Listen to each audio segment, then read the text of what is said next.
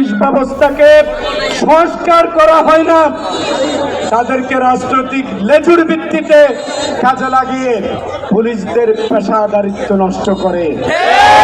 Police বাহিনী অত্যন্ত দক্ষ একটি পুলিশ বাহিনী, কিন্তু রাজনৈতিক লেজুর ভিত্তির কারণে সন্ত্রাসীকে যখন ধরে আনে তখন রাজনৈতিক নেতৃবৃন্দ ফোন করে বলে, ভাই কারো ধরছে, উনি তো আমার লোক, উনি তো আমার লোক।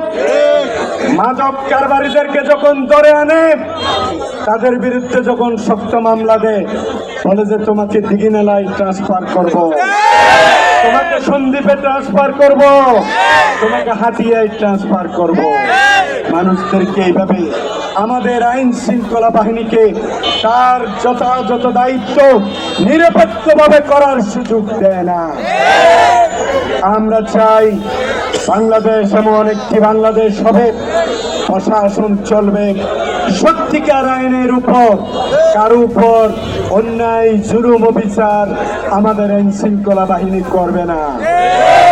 আমরা চাই আমাদের নারীরা তার কর্মক্ষেত্রে নিরাপদে সে কর্মক্ষেত্রে যাবে, তাকে কেউ ইফটিজিং করবে না।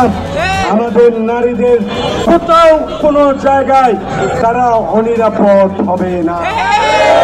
আমরা নারীদেরকে স্বাবলম্বী করতে চাই, নারীদেরকে উদ্যোক্তা বানাতে চাই, নারীদের জন্য কর্মসংস্থানের ব্যবস্থা করতে চাই, নারী বান্ধব একটি নিরাপদ সমাজ।